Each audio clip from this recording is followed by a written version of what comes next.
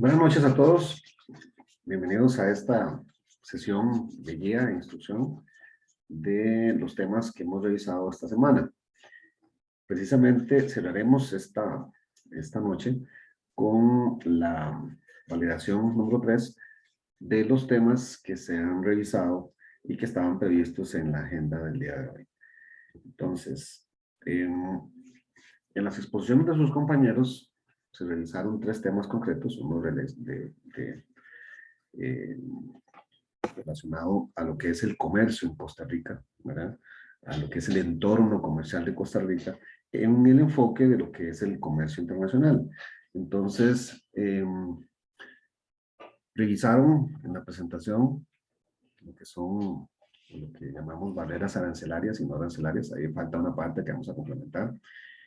El sistema armonizado, ¿verdad? Que es un protocolo hijo de lo que es las Naciones Unidas a través de una organización de la Organización Mundial de Comercio, y el tema de cuotas y contingentes de importación.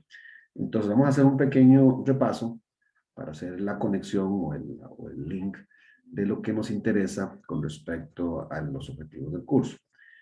Entonces, en primera instancia, cuando hablamos de los tratados de libre comercio, los bloques comerciales, los acuerdos de los países, y la incorporación en el mundo, ¿verdad?, de los años 90, al comercio multilateral, hablamos de las organizaciones firmantes y los protocolos que se han ido agregando.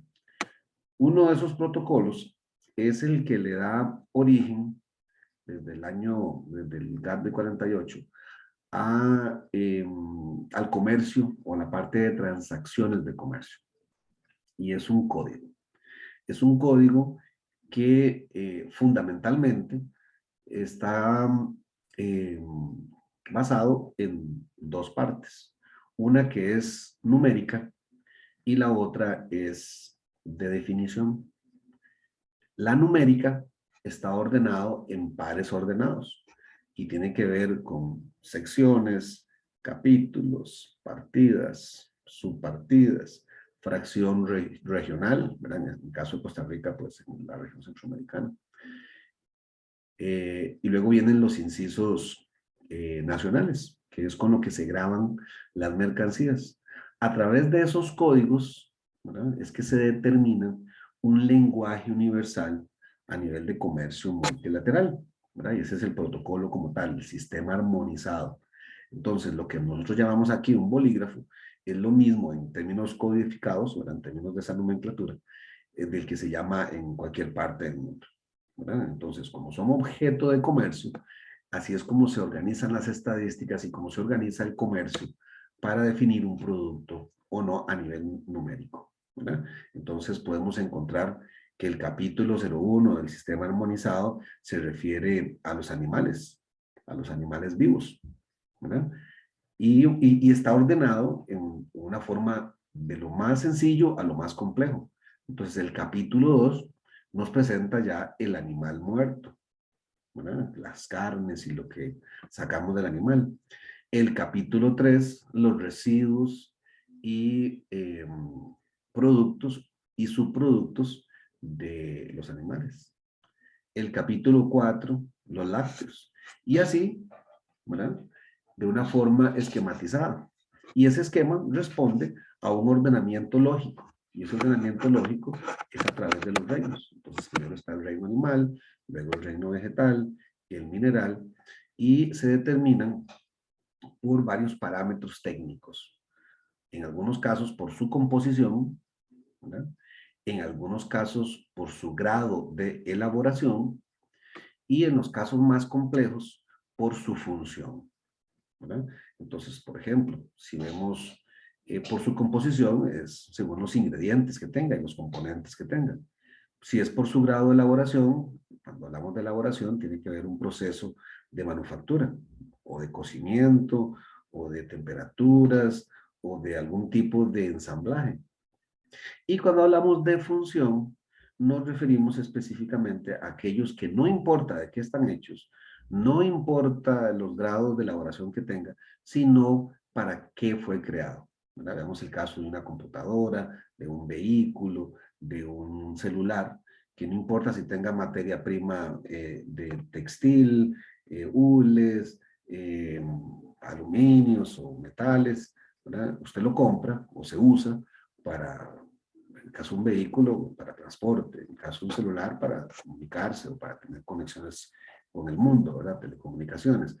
Y por otro lado, eh, eh, aquellos productos, o sea, hay un capítulo vacío, aquellos productos que todavía no han sido desarrollados, ¿verdad? Y está incluido el capítulo 77 que está vacío para la era espacial. En algún momento llegaremos ahí. El tema es que en esta nomenclatura se incluye todos los productos que son objeto de comercio y que los países, por un acuerdo de protocolos, tienen que llamar de una manera correcta. Entonces, la nomenclatura lo que hace es facilitar ese entendimiento, por lo cual se considera que es un lenguaje universal, ¿verdad? El otro componente que tiene este sistema armonizado es el sistema de definiciones, es decir, lo que se conoce como epígrafe. ¿Qué es el epígrafe? Bueno, es la cédula, es el decir qué es el producto. Entonces, si nos referimos a ellos, con los ejemplos que hemos hablado, en la nomenclatura aparecerá un código que representa un caballo vivo. Entonces, esa es la nomenclatura y el epígrafe es caballo vivo, ¿verdad? O carne de, o leche de, ¿verdad? O el producto específico. Esos son los dos componentes del sistema armonizado y le dan un ordenamiento a todas las mercancías que aparecen dentro de lo que es el mundo transaccional. Los países, ¿verdad? Como hemos hablado anteriormente, tienden a ordenarse en bloques y la tendencia de tratados, convenios y acuerdos hacen que nazcan diferentes temas normativos. Uno de esos temas normativos, ¿verdad?, que los mismos países firman y respetan, es el acuerdo de barreras no arancelarias. O lo que se conoce también, que no es un sinónimo, sino que es algo ese complementario, los obstáculos técnicos al comercio. Los obstáculos técnicos al comercio es aquella justificación técnica científica que tiene una base para decir que un producto tiene una calidad o una cualificación, ¿verdad? Entonces, por ejemplo, nosotros podemos ver un tomate, ¿verdad? Y para nosotros es un tomate, pero los tomates tienen una norma y la norma tiene que ver con el diámetro, con la cantidad de pH o lo dulce, o el tipo de nutrientes que lo tienen. ¿Y por qué hablamos de nutrientes? Bueno, porque hay algunos que tienen muchos químicos para poder reproducirse. Entonces, todo eso está normado, ¿verdad? Entonces, un país puede limitar a través de un obstáculo técnico del comercio o a una norma no arancelaria el ingreso de un producto, ¿verdad? Costa Rica lo ha tenido en alguna oportunidad, hace algunos años, en un caso del aguacate, la importación de aguacate proveniente de México, ¿verdad?, por un obstáculo técnico del comercio, fuera fundamentado o no, ¿verdad?, porque eso todavía no se ha resuelto a nivel de OMS, pero tiene un fundamento técnico, ¿verdad?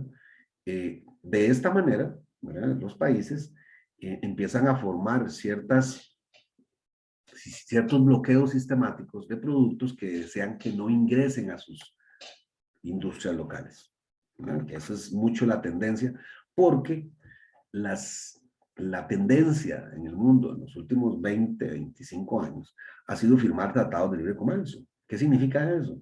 Que cada vez se recogen menos impuestos en los gobiernos locales, porque la desgravación arancelaria cada vez se grava en menos cantidad, en menos porcentil, en menos alícuota, que es el porcentil como tal, el porcentaje que se paga, cada vez es menos y cada vez es menos. Entonces ya casi que se están no extinguiendo, pero solamente la apertura comercial da pie para que se empiecen a rebajar los impuestos, ¿verdad? Costa Rica es un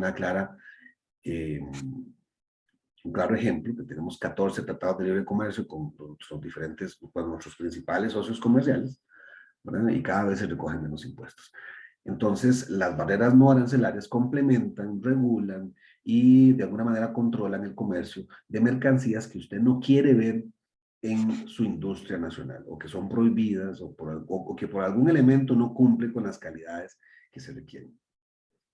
Finalmente, el último tema que explicaron sus compañeros es el tema de cuotas y contingentes de importación. Y es complementario, porque cuando hablamos de los tratados de libre comercio, hablamos de un programa de desgravación, y dentro de ese programa de desgravación hablamos de categorías.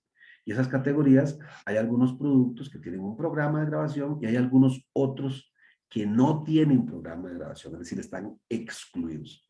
Son protegidos por los gobiernos porque se producen localmente. Entonces siempre se protegen para que no sean sustituidos o desplazados por la importación de productos de otros países que tienen ventajas competitivas y que producen más barato, ¿verdad? Entonces existen estos productos que pagan muchos impuestos. En Costa Rica tenemos una serie de productos que no están en canasta básica o que no están, o que son considerados productos de lujo y que pagan una cantidad de impuestos grande, ¿verdad? Pero aquí es donde entran los contingentes o las cuotas, ¿verdad? Existe este tema a nivel OMC y a nivel de dentro de los tratados para permitir la importación de esos bienes que pagan un montón de impuestos que ingresen de una manera controlada a los países a través de sus contingentes. Dicho en otras palabras, vamos a poner un ejemplo para explicarnos. En Costa Rica producimos productos lácteos y son protegidos con impuestos que rondan el 70, el 60 y algo, al 70 y tanto por ciento. Entonces, toda la leche y los productos lácteos son producidos por la industria nacional y si algún importador quiere traer esos bienes, tiene que pagar el 70% de impuestos. Pero eh, durante el año hay un contingente OMC que lo que permite es importar X cantidad de toneladas métricas de ese producto, ¿verdad? Para abastecer o darle surtido al mercado nacional. Entonces muchos importadores se aprovechan de esta ventaja y traen productos de otros países con el contingente. Cuando el contingente ya se gasta, ya no se puede traer más. Y COMEX, que es quien lo administra, ¿verdad?, hace separación por cada 6 meses o por cada cuatrimestre en algunos casos. Ese es el contingente OMC y da la posibilidad a nivel de contingente OMC, ¿verdad? Pero dentro de cada tratado de libre comercio también existen esos contingentes. Es decir, bilateralmente o multilateralmente permitimos que ingresen esos productos con una ventaja arancelaria limitados por una cuota. Esa cuota puede ser X cantidad de toneladas o X cantidad de cajas, ¿verdad? Que muchas veces sucede que vienen en cajas, pero se convierten en toneladas métricas. Entonces, de esta manera el comercio se mantiene y ustedes ven que en nuestro país existen una serie de productos que consumimos y que nosotros decimos que raro, pero es que el profesor dijo que este producto pagaba muchos impuestos. Entonces usted ve carne de cerdo, carne de res, de cortes de Nueva York, de Canadá, de otros lugares, a precios competitivos. Bueno, son precisamente el resultado de estos cuotas de importación o estos contingentes de importación que nos permiten, como variedad en el mercado, consumir esos productos, pero de una manera limitada, ¿verdad? Eso siempre se hace por capacidades. Por ejemplo, si el mercado de Costa Rica, vamos a poner un número redondo para entendernos, si en Costa Rica se consumen 100 toneladas métricas o 100 toneladas al año de carne de res, se permite la importación a través de un contingente de 10 toneladas métricas, ¿verdad? Entonces es insignificante para la industria nacional porque si no los empieza a desplazar. Entonces esos contingentes se aceptan con un porcentaje, ya sean de los tratados o ya sean de OMC, para que no causen ninguna, que no desbalancee el mercado. Bueno, ya con eso cubrimos un poco los temas que nos interesan de las exposiciones de sus compañeros para darle un entorno económico a la explicación teórica que sus compañeros emplazaron, ¿verdad? Por otro lado, y eso es importante, ¿verdad?, que a partir de este momento, si ustedes tienen dudas de las lecturas que estaban previstas para el día de hoy, hagan sus consultas. Tenemos, ¿verdad?, para esta semana, o para esta sesión, tenemos las lecturas de la parte 4 completa del libro de Pearson.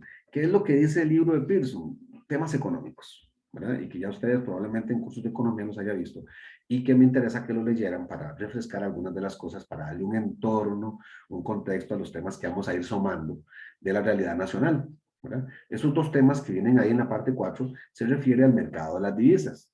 Y por supuesto, cuando hablamos de mercado de divisas, es lo que se compra y lo que nosotros vendemos, es decir, nuestras importaciones globales y nuestras exportaciones globales, que es como se regula los tipos de cambio. Es decir, cuánta plata en dólares ocupo yo para comprar en el exterior y cuánta plata me ingresa a mí de lo que yo vendo desde Costa Rica. Ese equilibrio, ¿verdad?, es una de las variables que se consideran dentro de la determinación de las bandas de tipo de cambio que estamos regulando aquí a través del Banco Central, ¿verdad? Y los modelos, como presenta el libro, han cambiado en el mundo y en la evolución, ¿verdad? Costa Rica en los años 80 y 90 tenía un tipo de cambio con mini devaluaciones. Lo cambiamos a principios de los años 2000 a un rango con un control diferente, con una fórmula diferente. Bueno, esas dos lecturas son complementarias precisamente para los capítulos que vienen, pero sí me interesa refrescarlo. Entonces, vuelvo y pregunto, ¿alguna duda con respecto a ese tema de mercados globales de divisas, que es el capítulo 10 de la parte 4 y el capítulo 9 y 10 de la parte 4?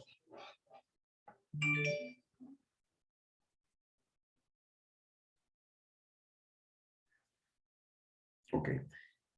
Y las otras lecturas que teníamos previstas para el día de hoy son lecturas de realidades que nos interesan confrontar con la parte teórica, ¿verdad? Una de ellas es referido a las políticas comerciales de Costa Rica. Esto lo vamos a continuar la próxima semana y digamos que no va a ser evaluado el día de hoy porque es un tema que vamos a ampliar posteriormente. Pero sí nos interesa ver no solamente lo que vimos esta sesión, sino la sesión anterior, que tiene que ver con las instituciones relacionadas a las influencias y a los modelos de los países para ejercer sus controles, su desarrollo, su innovación, su inversión, ¿verdad? Como en el caso de la OECD, como el caso de la UNTAC, como el caso de la Alianza del Pacífico, ¿verdad? Entonces, el tema que aparece ahí en el libro se refiere a la dinámica del comercio costarricense de bienes y servicios en el contexto mundial. Entonces, le da una forma, ¿verdad?, a algunos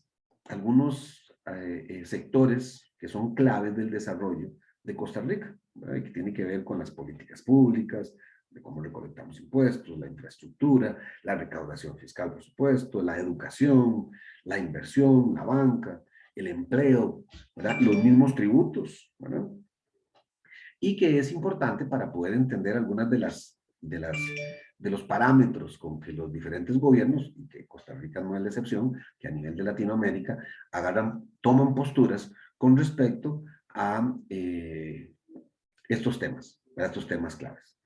Entonces, con respecto a las lecturas de la antología, ¿alguna consulta, alguna duda?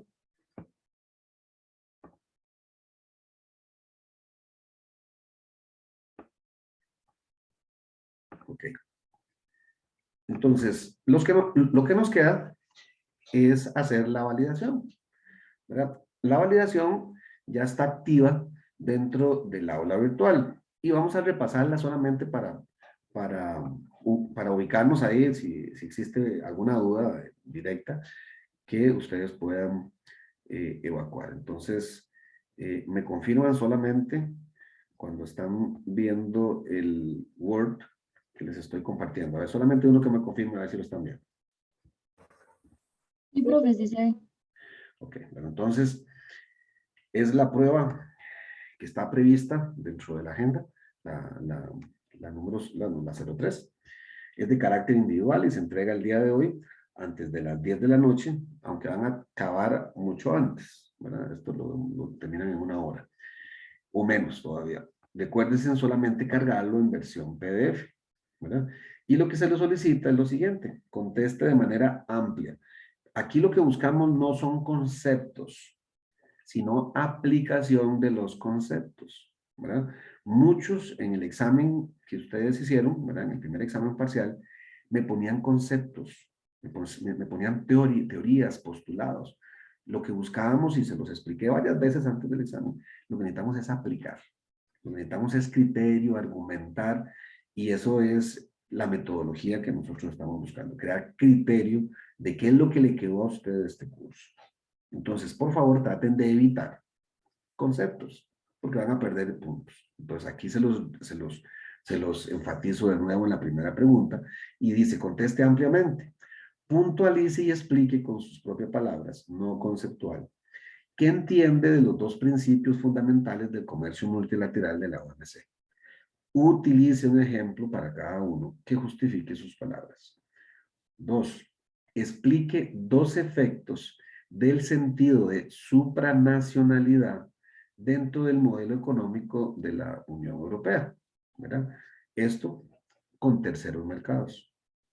Además, explique qué incidencia tiene el Brexit en términos de los diferentes acuerdos de la Unión Europea con esos terceros mercados. Es decir, ya están separados. Entonces, ¿cuáles son esos efectos? Puntualice esos dos efectos que se prevén dentro del proceso de transición, en el cual todavía estamos, y que inició antes de la pandemia y que todavía está ese proceso en transición. 3.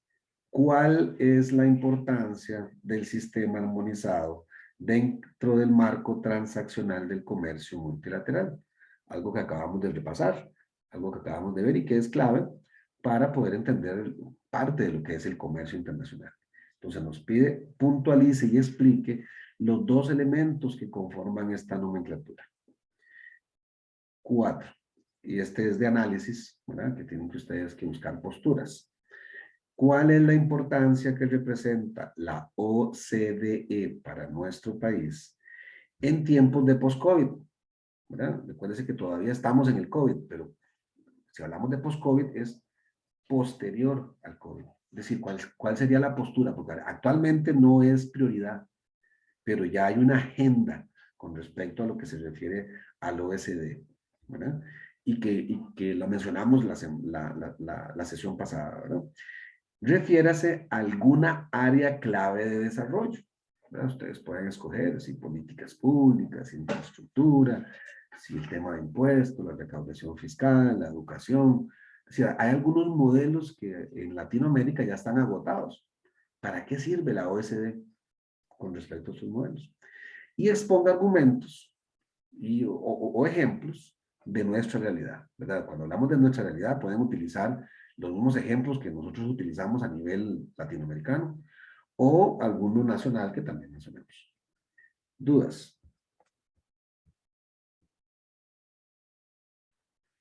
Ok, ya esta validación se encuentra activa dentro de la carpeta del aula virtual. A partir de este momento, ya ustedes pueden iniciarla y presentar sus escritos en la prudencia de tiempo que se les dio. Así que si no existe ninguna observación, ningún comentario, ni ninguna consulta, vamos a ver, alguien que me dio por ahí, de Samuel Ballestero. Samuel, todas las validaciones tienen un porcentaje de calificación y eso los van a obtener ustedes en cuanto se hayan cumplido las validaciones correspondientes. ¿Alguna otra consulta específicamente de lo que es el examen?